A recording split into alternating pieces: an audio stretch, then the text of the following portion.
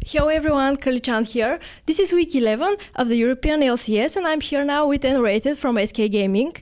You won against Fnatic a while ago. First place now is yours. First question I want to ask is about the banning phase. You targeted Cyanide instead of Peke, which most teams do. Why was that?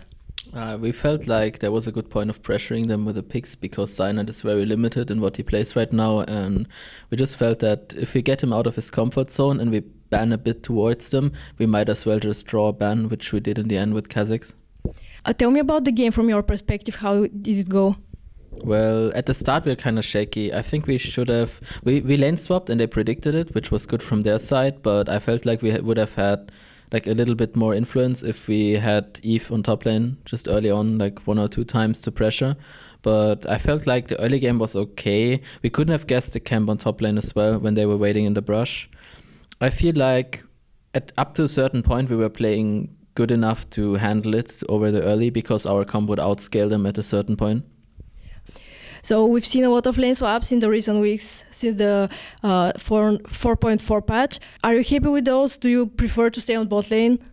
Well, everyone prefers to stay on bot lane because Drake is there, so you have objective advantage and the bot tower just falls a lot earlier. But I feel there are a lot of like strategical points where you can say, okay, we want an early invade on the blue, we want blue buff control in general against certain mid champs, or there's just a lot of things you can do by lane swapping. And because it's not so obvious, because it's actually a huge investment, because the top tower will fall later, I feel like a lot of teams are like not considering it in the first place. So once you able to like plan around that and say you lane swap and you kind of know that they won't, I feel like you can gain advantage by that and picking like weaker matchups and still going ahead in laning phase. Last week in an interview, Candy mentioned that the new meta champs didn't work very well for you, for the team as a whole. Is that why you lost a couple of games in the recent weeks?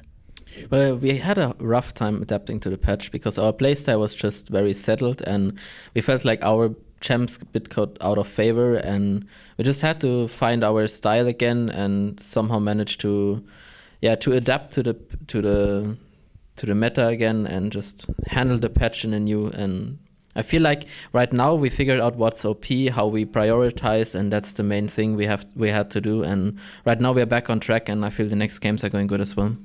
One of the things you used to utilize was the Annie and Pantheon combo, and now we've seen a bit of changes about Annie.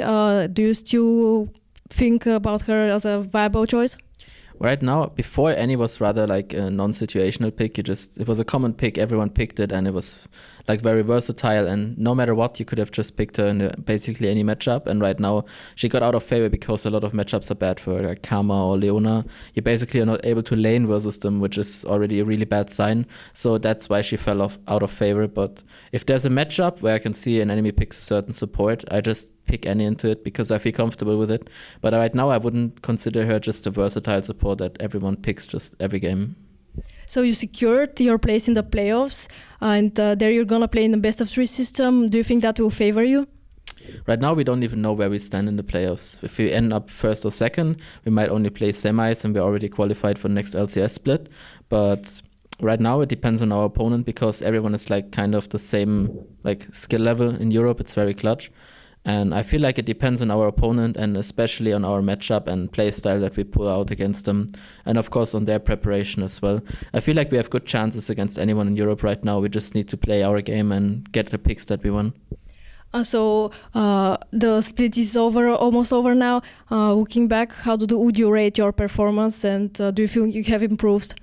I feel like from the first weeks to now is a really huge step. I feel I've improved a lot. And as a team, we have definitely like a different team if you compare us to the first weeks.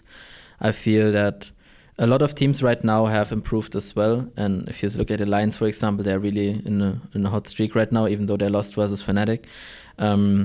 We just have to keep on doing what we're doing and improve by just steadily like going for what we're going for and keep practicing, and we just slowly but surely even grow closer together, and I feel that's going to help us in the end. The rest of your games this week are against Superhot Crew, Wolves and Millennium. Care to make any predictions about those? I don't know, but we are aiming to win at least 2 of them so we can secure first or second place. Okay. Anything you want to say to the fans, sponsors, anything? Well, I would just like to thank everyone that was supporting us, even though we got a lot of hate recently. I feel like everyone that supports us and that helps us doing what we're doing right now is just a huge support, and basically we're living the dream right now, so I really want to continue to do that, and everyone that is making me do that is just a warm welcome. Thank you. Thank you very much for the interview. Best of luck in securing that first or second spot. Thank you.